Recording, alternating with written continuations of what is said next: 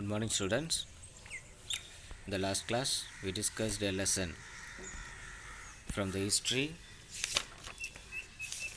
So, in this lesson, social and religious reform movement in the 19th century.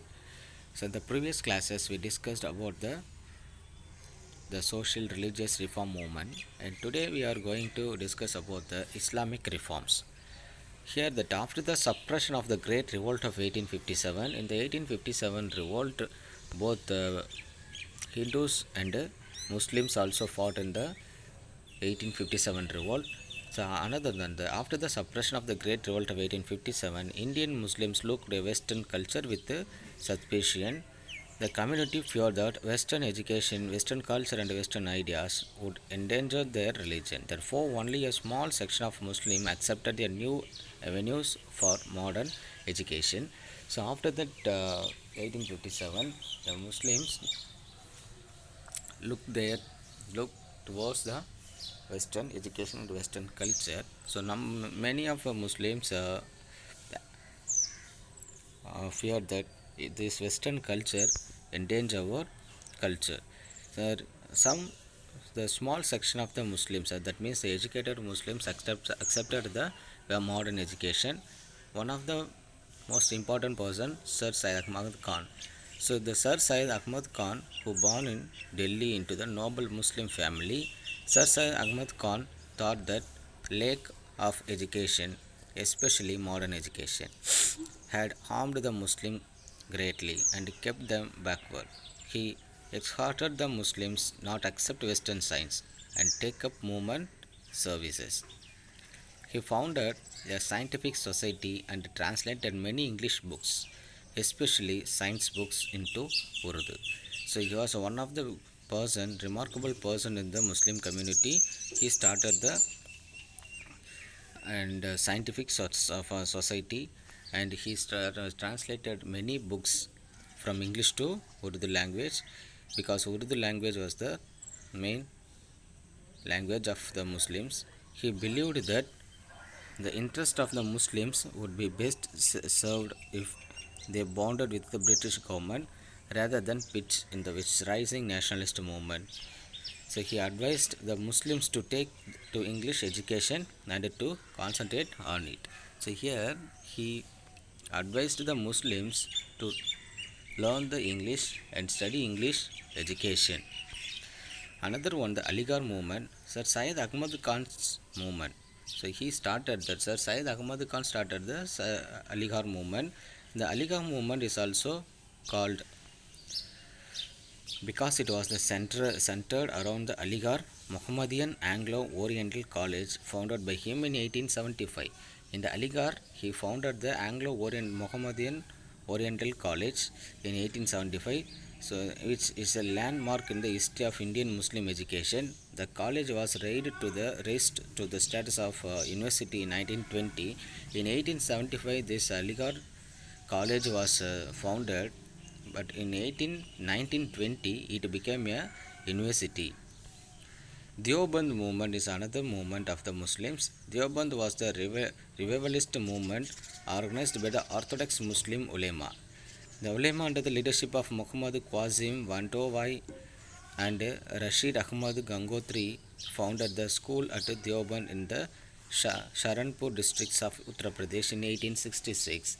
In 1866, two peoples, the educated persons, Muhammad Qasim Vantovi and Rashid Ahmad Gangotri, these two people, the persons, uh, started the school in the Sharanpur districts of UP in 1866. The school curricula shut out English education and Western culture.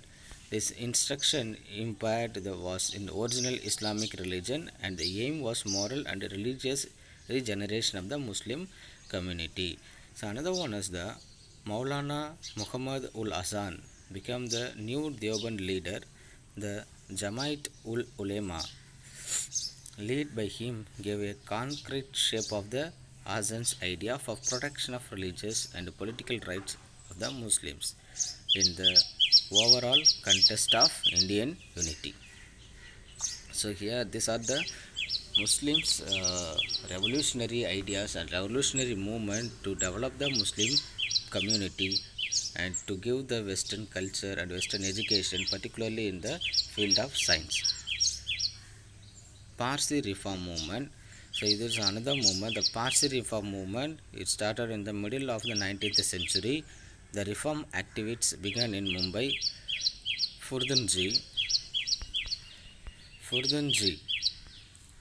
Nauroji founded the Ranami Masdani Azanan Sabha, that is called Parsis Reform Society in 1851. Rast Koftar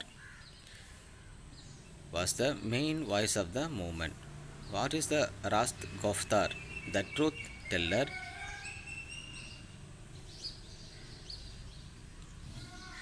Marabari organized a campaign for legislation against the practice of child marriage.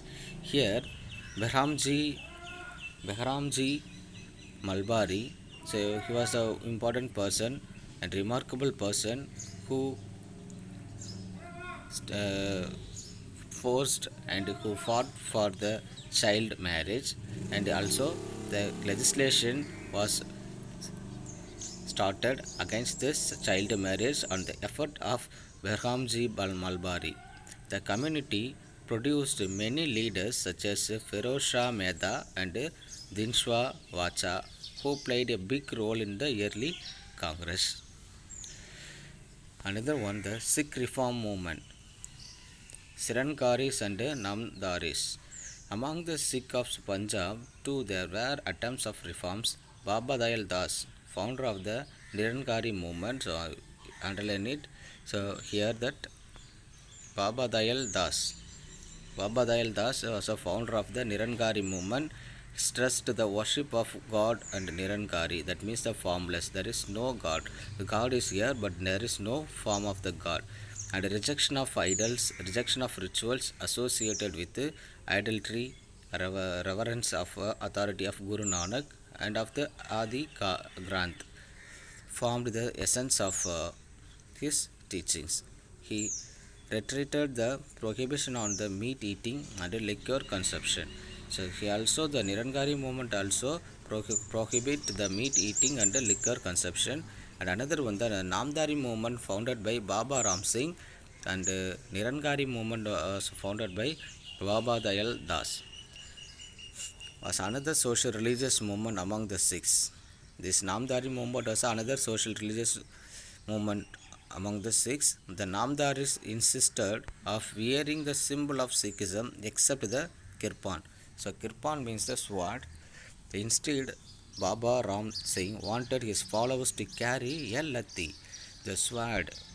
So he instead his followers to carry lati instead of the sword. It considered both men and women equal and accepted widow remarriage. It prohibited the dowry system and child marriage.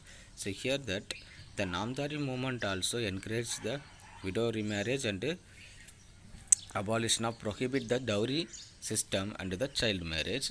In the wake of the gathering influence of Arya Samaj and the Christian missionaries, the Singh Sabha of Amritsar was established. The main objective was to restore the purity of Sikhism. With the support of British, it established Khalsa College of Sikhs in Amritsar. Singh Sabha was a forerunner of the Akali movement. So Akali movement is another movement. So here that this they joined together and worked with the Arya Samaj and the Christian missionaries and to establish the educational centers and colleges in the Amritsar.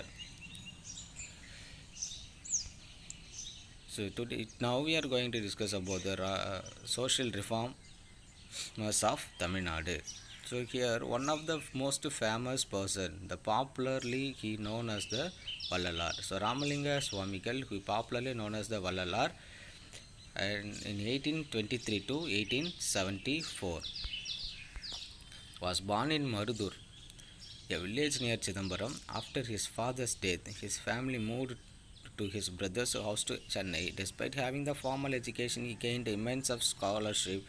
Ramalinga emphasized the bond of responsibility and compassion between the living beings.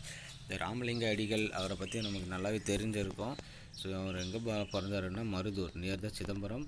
So அவங்க got education, moral and formal education, and he expressed the view that those who look compassion for sufferings being the harder hearted, their wisdom clouded. He showed his compassions and mercies on all living beings, including plants.